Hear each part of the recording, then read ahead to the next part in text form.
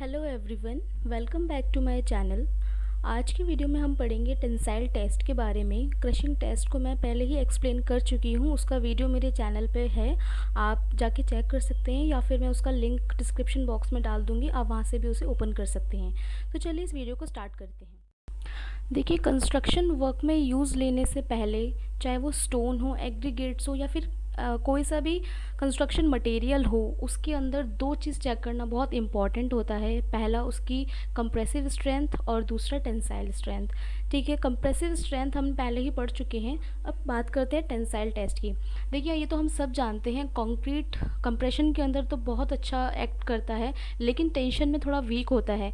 यही एक रीज़न है, जब कंक्रीट के ऊपर लोड अप्लाई किया जाता है तो उसके सेंटर पॉइंट में एक टेंशन जोन बनता है, जिसकी वजह से वहाँ पे एक सर्टेन अमाउंट में कुछ फेलियर्स आते हैं, कुछ क्रैक्स डेवलप होना स्टार्ट होते हैं और इवेंचुअली कंक्रीट जो होता है वो बीच में से टूट जाता है, जिसे हम रप्चर भी बोलते हैं या फिर फेलियर बोलते हैं।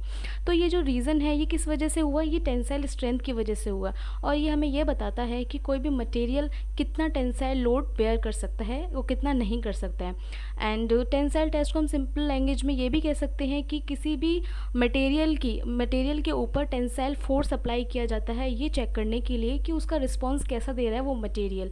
ओके, टेस्ट हम यूटीएम के अंदर ही करते हैं, क्योंकि यूनिवर्सल टेस्टिंग मशीन का ही यूज़ प्रिस्क्राइब्ड है हमारे कोड के अंदर। तो चलिए एक बार पहले इस मशीन के बारे में थोड़ा समझ लेते हैं।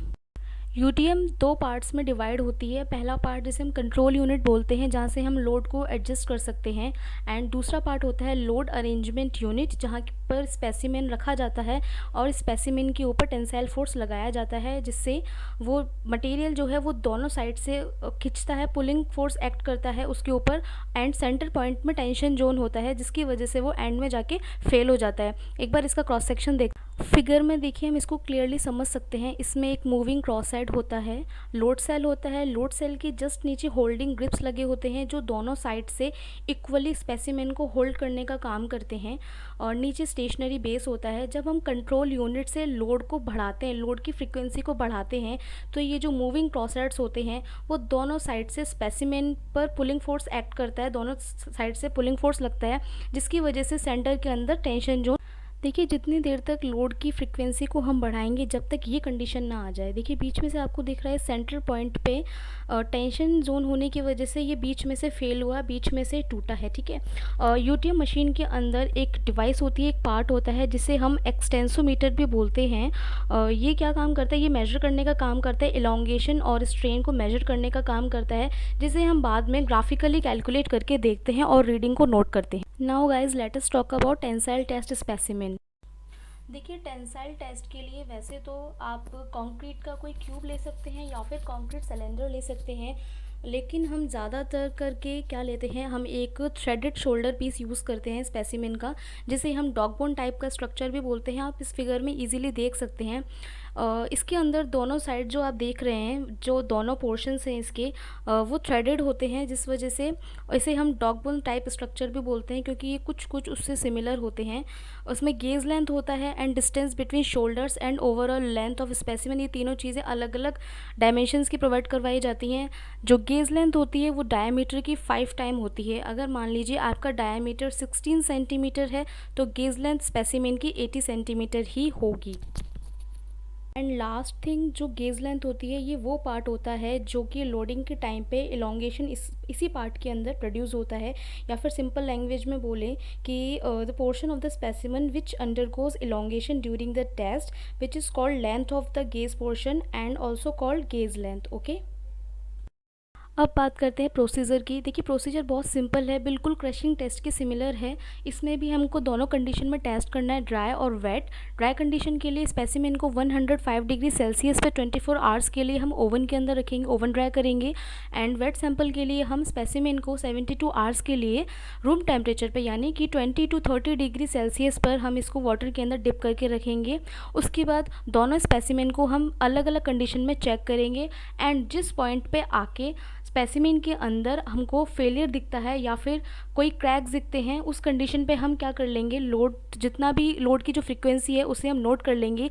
इससे हमें ये पता चलेगा कि उस पर्टिकुलर मटेरियल की टेंसाइल स्ट्रेंथ कितनी है। देखिए, अब बात करते हैं स्ट्रेस स्ट्रेन डायग्राम की या फिर स्ट्रेस स्ट्रेन ग्राफ की, जो कि हमको और टेस्टिंग के टाइम पे मिला है।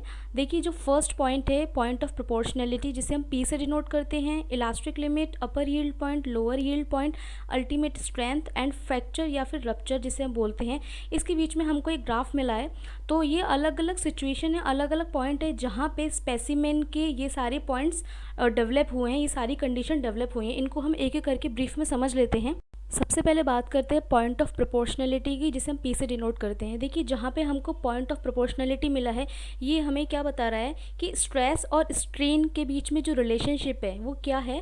जो स्ट्रेस है वो स्ट्रेन के डायरेक्टली प्रोपोर्शनल है जिस कंडीशन में टेस्ट किया है स्पेसिमेन के ऊपर। यानी कि ये एक ऐसी कंडीशन यहाँ पे अकर हुई है जहाँ पे स्ट्रेस जो था वो डायरेक्टली प्रोपोर्शनल किसके था, जितना भी स्ट्रेस उसके ऊपर अप्लाई हुआ। दूसरा, इलास्टिक लिमिट। देखिए, इलास्टिक लिमिट वो लिमिट होती है जहाँ पे मटेरियल एक इलास्टिक की तरह बिहेव करता है।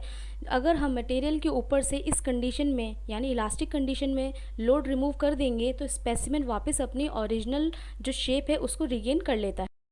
अब बात करते हैं यील्ड पॉइंट की। देखिए, यील्ड पॉइंट वो पॉइंट होता है जहाँ पे जो मटेरियल है उसके अंदर प्लास्टिक डिफॉर्मेशन होना स्टार्ट हो जाता है। प्लास्टिक डिफॉर्मेशन हर एक मटेरियल का या फिर जिसे हम यील्ड स्ट्रेंथ बोलते हैं, वो हर एक मटेरियल की अलग अलग होती है और वो अलग अलग कंडीशन में अलग अलग बिहेव करती है। Next is ultimate tensile strength या फिर इसे हम अल्टीमेट स्ट्रेंथ भी बोलते हैं। ये एक वो पॉइंट होता है जहाँ तक कोई भी मटेरियल सबसे ज़्यादा यानी कि जितना उसका होता है, जितनी उसकी कैपेसिटी होती है किसी भी मटेरियल की इलोंगेट होने की या फिर किसी भी लोड को विदस्टैंड करने की, ये उसकी लीस्ट लिमिट होती है। इसके बाद कोई भी मटेरियल वो स्ट्रेच नहीं होता है और उसके अंदर फेलियर आने स्टार्ट हो जाते हैं, जिसे हम फेलियर पॉइंट, फ्रैक्चर पॉइंट या फिर रप्चर पॉइंट भी कहते हैं। तो ये था टेंसाइल टेस्ट। आई होप आपको अच्छे से समझ में आया होगा और आपके सारे डाउट्स क्लियर हुए होंगे। अगर आपको मेरा ये वीडियो अच्छा लगे तो इसे लाइक कीजिए, शेयर कीजिए अपने फ्रेंड्स के साथ, रिव्यू कीजिए वीडियो को और मेरे चैनल को सब्सक्राइब ज़रूर कीजिए अगर आपको मेरे चैनल पे आने वाले सारे वीडियोज़ अच्छे लगते हैं। एंड प्लीज़ नोटिफिकेशन बेल को भी ज़रूर प्रेस कीजिए ताकि आपको मेरे आने वाले हर वीडियोज़ का नोटिफिकेशन सबसे पहले मिले। मिलती हूँ आपसे अपने अगले वीडियो में। Till then take care, bye, thank you so much.